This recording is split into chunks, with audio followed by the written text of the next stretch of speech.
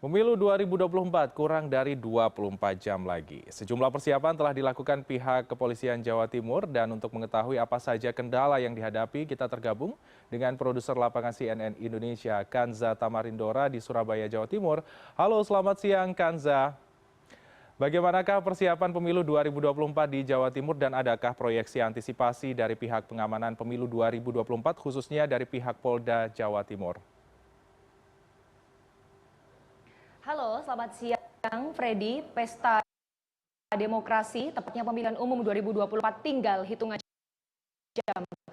Sejumlah upaya pengamanan tentu sudah disiapkan Polda Jawa Timur khususnya untuk upaya pengamanan ya. Dan sekarang untuk proses distribusi sebenarnya masih berlangsung karena Jawa Timur ini terdiri dari 38 kabupaten kota dan ada terluar, tersulit, dan terjauh. Nah, ini kemudian harus menjadi catatan bukan hanya bagi para penyelenggara pemilu, tapi juga bagi pihak pengamanan. Nah, untuk mengetahui bagaimana upaya pengamanan yang dilakukan selama proses distribusi logistik pemilu ini berlangsung, saya sudah bersama dengan Kapolda Jawa Timur, Irjen Pol Imam Sugianto. Pak Imam, selamat siang. Selamat siang. Terima kasih atas waktunya. Sama-sama. Bisa bergabung dengan saya, Pak, di CNN Indonesia. Oke. Ya, Pak Imam, kalau kita bicara soal proses distribusi logistik ya, yang sampai sekarang ini masih berlangsung. Kita tahu wilayah Jawa Timur ini luas, ada 3T, terluar, tersulit, dan terjauh. Bagaimana kemudian upaya pengamanan untuk mendampingi pendistribusian logistik pemilu 2024? Oke Mbak Dora, Alhamdulillah logistik kita pengecekan terakhir kemarin, insya Allah Alhamdulillah sudah clear, tuntas. Pengecekan terakhir kemarin sudah dilakukan, kemudian kita sudah lakukan untuk distribusi tersulit, terutama pulau terluar sama demografi, yaitu berada di Sumeneb. Di Sumeneb itu ada 2 desa yang memang itu membutuhkan transportasi air, yaitu di Masalembo dan Sapeken.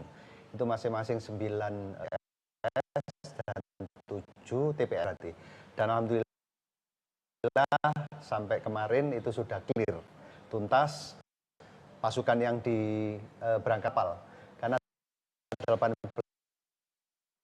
jam menuju ke Masalembo itu. Tapi alhamdulillah sekarang sudah posisi di desa masing-masing. Kemudian yang tersulit alhamdulillah ya gitu sampai sekarang sudah kemarin di Jember Mbak Dora ada pengecekan surat suara, ada kerusakan yaitu yang Kapolres dan KPU kita berangkatkan petugas ke percetakan dari Kudus dan kemarin sudah terpenuhi. Insya Allah Jawa Timur semuanya udah clear. Ya, langsung ditangani jika ada masalah Pak ya. Oke Pak, kalau kita secara keseluruhan ya, pengamanan pemilu 2024, ada berapa personil yang disiagakan? Kita kurang lebih 23.000 personil sudah masuk perintah penugasan operasi mata berata dari 41.000. Dan 23.000 itu terbagi 2, bagian polskan 20.000 lebih, dan itu semuanya sudah positioning. Kemarin Mbak Dora, apel terakhir kita ambil 1013 itu untuk membackup wilayah-wilayah yang rawan. Di antara selain itu yang membackup untuk mengamankan TPS, juga ada pasukan yang kita distribusikan, Brimob. Masing-masing kabupaten di Kediri, di Madura itu kita kasih 1 SSK semuanya. Itu belajar dari pengalaman 2019. Mudah-mudahan kerawanan-kerawanan yang sudah terpetakan itu bisa teratasi dengan kita show off pasukan, termasuk TNI. Di Polda sendiri kita sudah siagakan 7 SSK, termasuk TNI 1 SSK, kemudian Polri-nya ada 7 SSK. Itu yang setiap saat siap digerakkan untuk membackup manakala ada situasi kontingensi, kenaikan eskalasi. Ya, gitu. Soal kerawanan yang terpetakan yang Bapak sampaikan, nah ini menarik juga karena Provinsi Jawa Timur ini jumlah DPT-nya terbanyak kedua Pak di Indonesia setelah Jawa Barat. Kita punya 31.402.838 pemilih. Ini tentu jumlah suaranya beragam, berikut juga dengan latar belakang masyarakatnya. Bagaimana untuk mengantisipasi tingkat kerawanan Pak atau kondisi yang kemungkinan terjadi kericuhan misalnya seperti 2019 ada mungkin pembakaran Mapolsek. Nah, kemudian bagaimana pemetaan dari Polda Jawa Timur mulai dari daerah yang kurang rawan sampai yang sangat rawan? Alhamdulillah dari pemetaan 3 kategori yang kurang rawan, kemudian rawan dan sangat rawan itu sudah terpetakan secara keseluruhan. ada kurang lebih yang menjadi concern betul itu yang sangat rawan. Ada 137 TPS. Itu betul-betul kita lapis. Kemudian yang menarik Mbak Dora, selain pemetaan berdasarkan kerawanan yang tadi itu, dan antisipasinya sudah kita siapkan, JP-JP tadi penebalan pasukan, kemudian standby pasukan yang masuk dalam rayonisasi, manakala ada situasi kontingensi di satu titik, pasukan yang akan digerakkan untuk mengantisipasi dan memitigasi itu bisa cepat hadir. Yang menarik satu Mbak Dora, kami membantu penyelenggara pemilu, dalam hal ini KPU, kan partisipasi juga penting.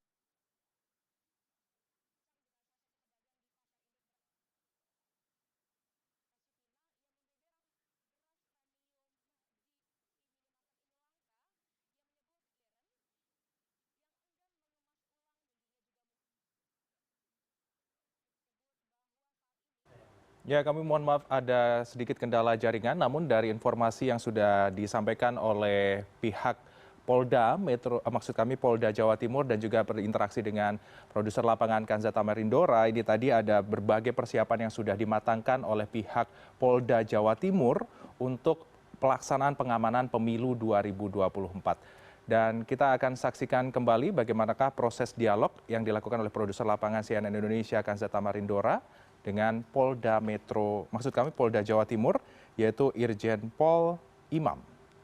Kota di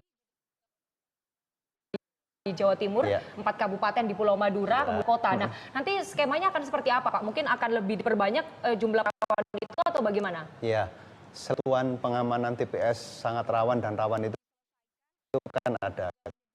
Kalau TPS sangat rawan itu, satu TPS diamankan 2 polisi dan 2 linmas.